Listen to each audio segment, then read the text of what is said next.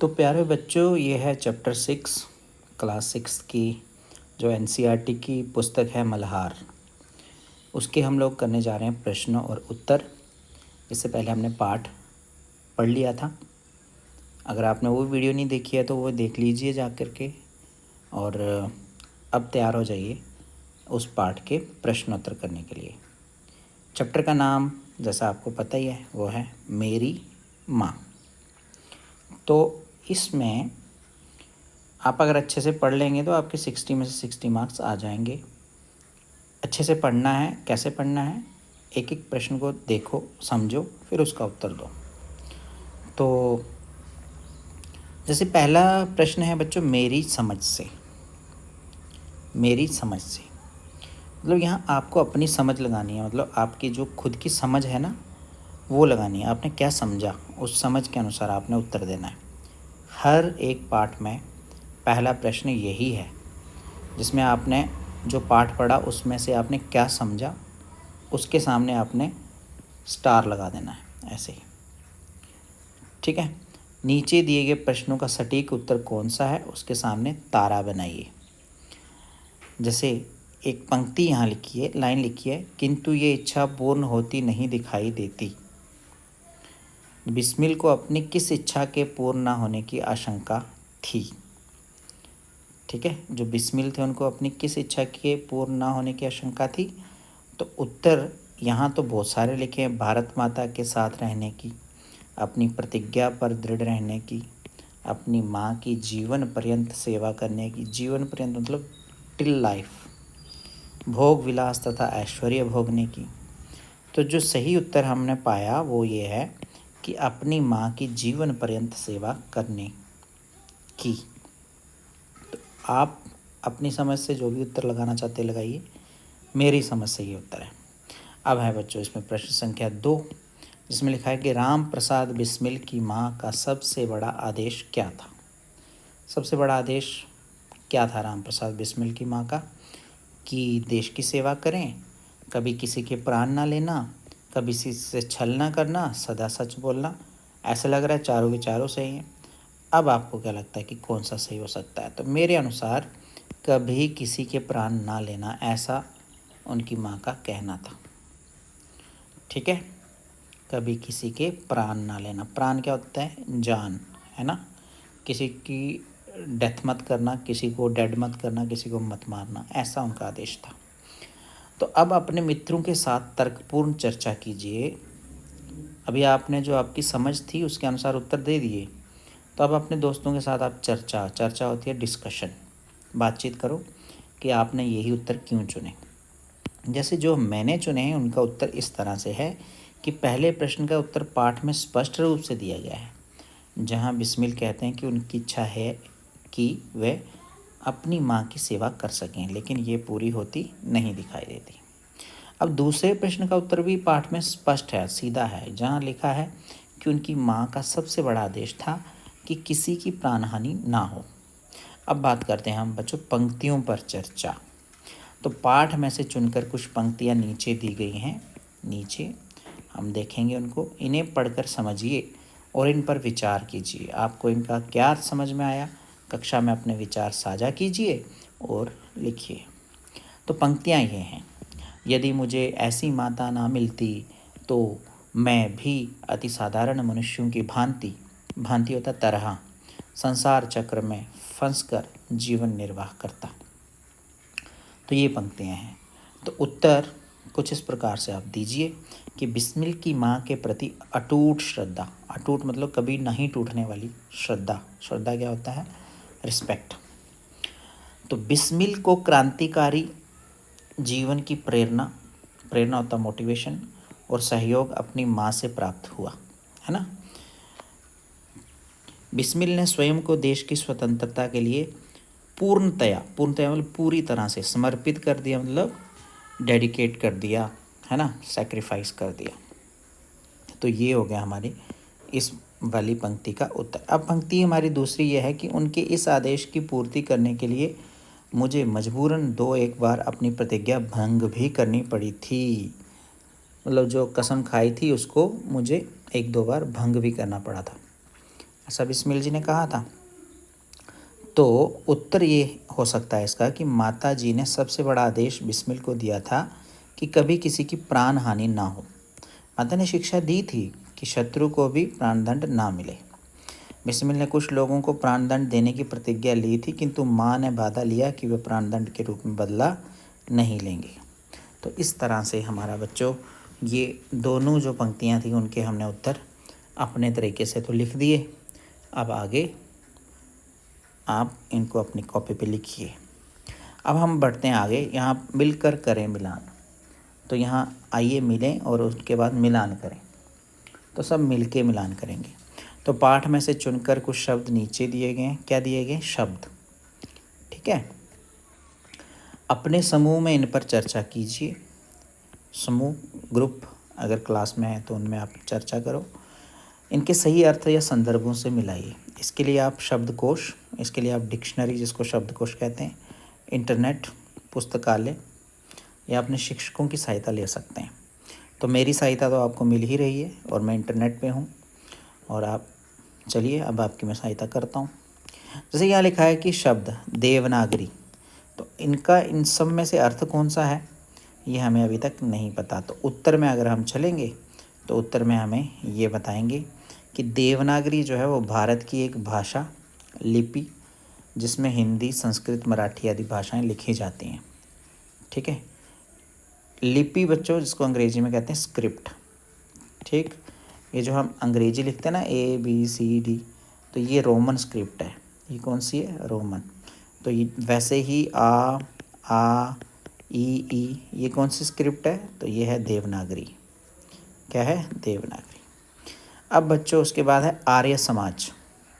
आर्य समाज, तो आर्य समाज जो है महर्षि दयानंद थे एक, उन्होंने स्थापित किया था। तो उन्हीं के द्वारा स्थापित एक संस्था का नाम है आर्य समाज। वैसे ही है मेजनी। मेजनी इटली के गुप्त राष्ट्रवादी दल का सेनापति, इटली का मसीहा था जिसने लोगों को एक सूत्र में बांधा था। ठीक है, इटली का मसीहा कह सकते हैं इसको, मेजनी नाम था एक।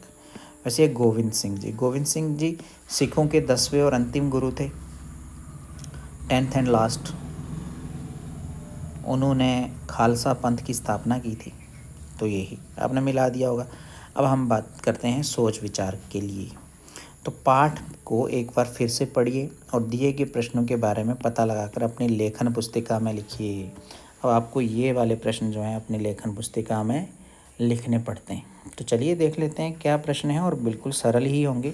जैसे लिखा है कि बिस्मिल की माता जी जब ब्याह कर आई, है ना, जब बिस्मिल की माता ब्याह करके आई, ब्याह क्या होता? शादी। ब्याह क्या होता बच्चों? शादी। शादी करके आई तो उनकी आयु काफ़ी कम थी। फिर भी उन्होंने स्वयं को अपने परिवार के अनुकूल कैसे डाला? फिर भी अपनी फैमिली में कैसे रहने लग गए?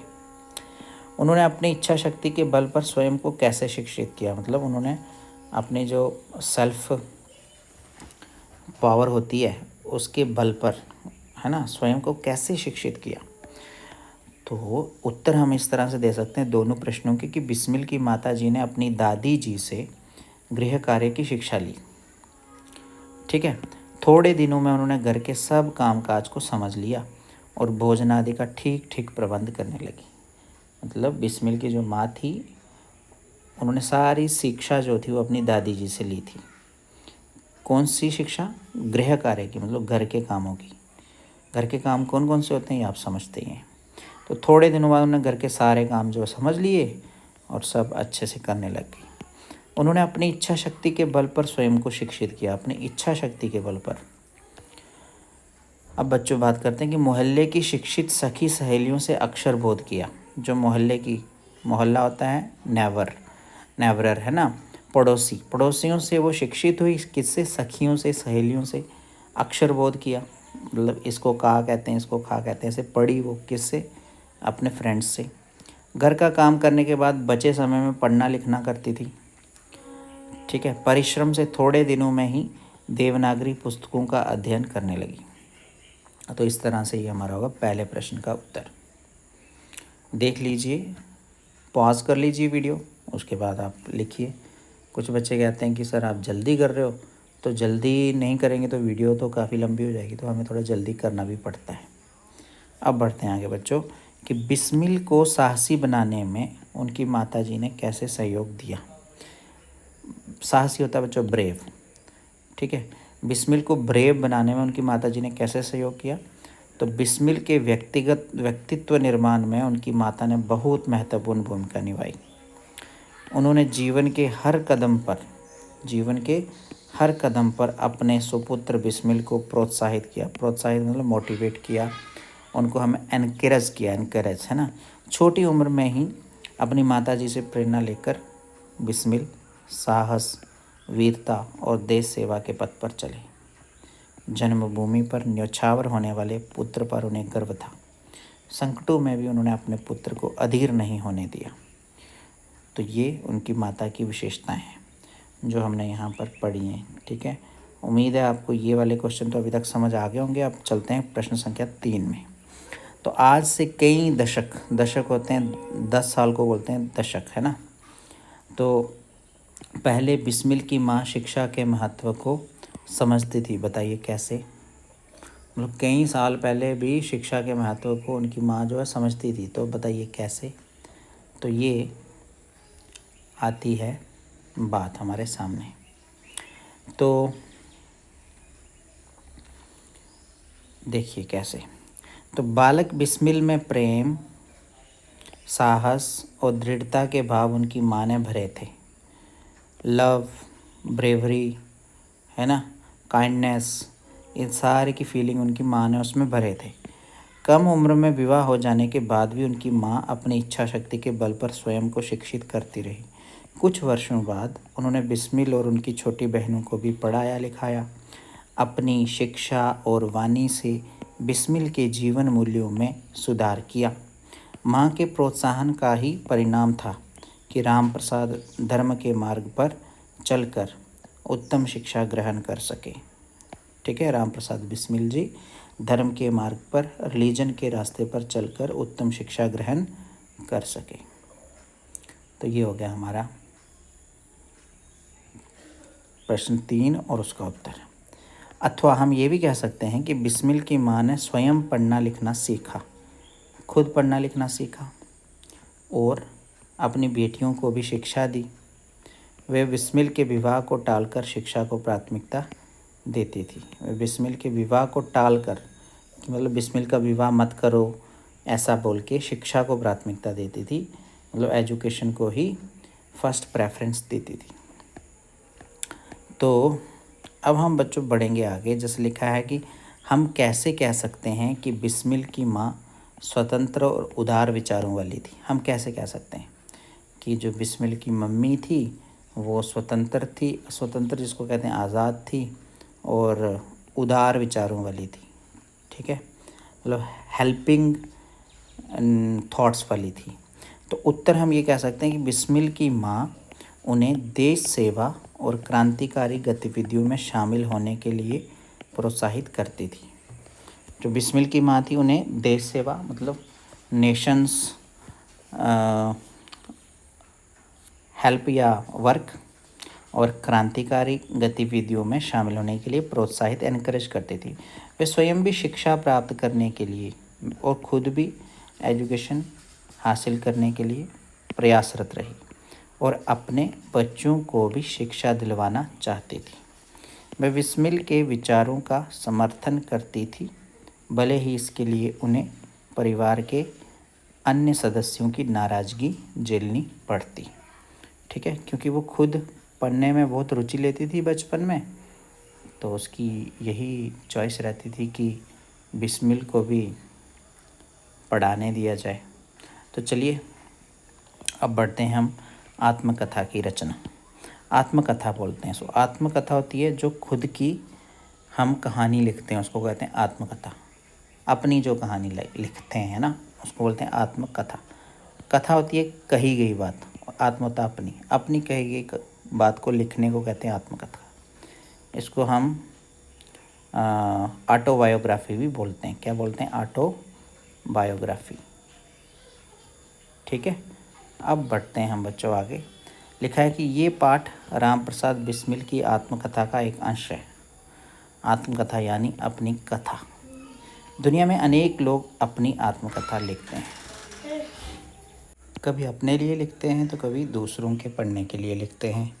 कौन लिखते हैं अपनी आत्मकथा? कोई भी व्यक्ति लिख सकता है ना। तो जैसे इस यहाँ लिखा है कि इस पाठ को एक बार फिर से पढ़िए और अपने अपने समूह में मिलकर इस पाठ की ऐसी पंक्तियों की सूची बनाइए जिनसे पता लगे कि लेखक अपने बारे में क्या कह रहा है। जैसे हम ये कह सकते हैं कि आत्मकथा की रचना के लिए पाठ से पंक्तियाँ हमने जो चुनी हैं वो इस तरह से हैं कि मेरी माताजी देवी हैं। यहाँ पर मेरी लगे, मुझ में लगे, है ना, तो समझ जाना कि वो क्या होती है, आत्मकथा होती है। मुझ में जो कुछ जीवन तथा साहस आया है वह मेरी माताजी तथा गुरुदेव श्री सोमदेव जी की कृपाओं का ही परिणाम है। अपने जीवन में हमेशा सत्य का आचरण करता था, चाहे कुछ हो जाए सत्य बात कह देता था। लखनऊ कांग्रेस में जाने के लिए मेरी बड़ी इच्छा थी। तो इस तरह से ये हो गया उत्तर। अब वैसे ही देखिए कि अपने समूह की सूची को कक्षा में सबके साथ साझा भी कीजिए। तो ये आपने कक्षा में करना है, एक गतिविधि एक्टिविटी है, तो टीचर की हेल्प भी लेनी है। अब बच्चों, शब्दों का प्रयोग तरह तरह का होता है। शब्दों का प्रयोग, जो वर्ड्स होते हैं उनका यूजेस जो है वो डिफरेंट टाइप्स का होता है। जैसे लिखा है कि माता जी उनसे अक्षर बोध करती। ठीक है, अक्षर बोध होता है पढ़ना। इस वाक्य में अक्षर बोध का अर्थ है अक्षर का बोध या ज्ञान। ठीक है, एक अन्य वाक्य देखिए, जो कुछ समय मिल जाता उसमें पढ़ना लिखना करती। इस वाक्य में पढ़ना लिखना अर्थात पढ़ना और लिखना। ठीक है, अब ये है प्रश्न कि हम लेखन में शब्दों को मिलाकर छोटा बड़ा बना लेते हैं, है ना। लेखन में शब्दों को मिलाकर छोटा बना लेते हैं, मतलब दो शब्दों को मिलाकर एक छोटा बना लेते हैं, जिससे समय, स्याही, कागज आदि की बचत होती है। संक्षेपीकरण मानव का स्वभाव भी है। संक्षेपीकरण मतलब किसी चीज़ को छोटा कर देना, ये इंसान का स्वभाव है। कोई बहुत लंबा रास्ता है तो इंसान यही सोचता है कि छोटा कर दिया जाए उसको। इस पाठ से ऐसे शब्द खोजकर सूची बनाइए जो बड़े बड़े थे पर उनको छोटा कर दिया गया। जैसे है डांट फटकार। डांटना और फटकारना दो शब्द हैं तो उनको एक ही बना दिया, डांट फटकार। काम काज दो शब्द हैं लेकिन एक ही बना दिया, काम काज। उठना बैठना, अंदर बाहर, देश सेवा, पालन पोषण, ये सारे शब्द हमारे सामने आ गए। अब बच्चों, एक प्रश्न आता है हमें हर बार पाठ से आगे, ठीक है, जिसमें है आपकी बात। राम प्रसाद बिस्मिल के मित्रों के नाम खोजिए और स्वतंत्रता आंदोलन में उनकी भागीदारी पर कक्षा में चर्चा कीजिए। तो उत्तर ये है कि राम प्रसाद बिस्मिल के कुछ प्रसिद्ध मित्र थे जिनके नाम इस तरह से है। शफाक उल्ला खान, ठीक है, काकोरी षड्यंत्र में साथी थे ये, क्रांतिकारी गतिविधियों में भी सहयोगी थे। Chandrashekhar Azad Hindustan socialist Republican association के सदस्य थे और क्रांतिकारी भी थे। भगत सिंह युवा क्रांतिकारी बिस्मिल से ही प्रेरित थे। राजेंद्र लाहिड़ी काकोरी षड्यंत्र में साथी थे। ठीक है, ये नाम आगे उनके मित्रों के। नीचे लिखे बिंदुओं को आधार बनाते हुए अपनी माँ या अपने अभिभावक से बात कीजिए। अभिभावक होता पेरेंट्स, और उनके बारे में गहराई से जानिए कि उनका प्रिय रंग, भोज्य पदार्थ मतलब खाने की चीज़, गीत, सॉन्ग, बचपन की यादें, प्रिय स्थान आदि कौन कौन से थे। उदाहरण हम दे देते हैं कि आपका जन्म कहाँ हुआ था, आपकी प्रिय पुस्तक का नाम क्या है। वैसे ही आपने अपने मम्मी पापा से ये प्रश्न पूछने। ऐसे ही पुस्तकालय या इंटरनेट से, पुस्तकालय, लाइब्रेरी, इंटरनेट से आप पुस्तकालय से राम प्रसाद बिस्मिल की आत्मकथा खोजकर पढ़ो जाके। देशभक्तों से संबंधित अन्य पुस्तकें जैसे उनके पत्र, आत्मकथा, जीवनी आदि पढ़िए और अपने मित्रों से भी उसको साझा कीजिए। तो राम प्रसाद बिस्मिल की जो आत्मकथा है उसका नाम है निज जीवन की एक छटा। अन्य देशभक्तों की आत्मकथाएं या जीवनियाँ जैसे मेरे संस्मरण, ये भगत सिंह की है। आत्मकथा जवाहरलाल नेहरू की है। सत्य के प्रयोग, ये महात्मा गांधी जी की पुस्तक है। अब हम बात करें शब्दों की बात, तो यहाँ है कि आप अपनी माँ को क्या कहकर संबोधित करते हैं। ठीक है, अन्य भाषाओं में माँ के लिए कौन कौन से शब्द जो हैं वो प्रयोग किए जाते हैं, क्या उनमें कुछ समानता दिखती है, अगर दिखती है तो क्या।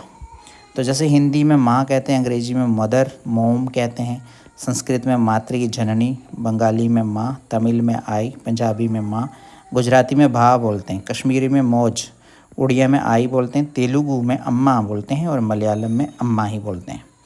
तो अधिकांश शब्दों में माँ ध्वनि की समानता दिखाई देती है, सब में माँ माँ दिखता ही है।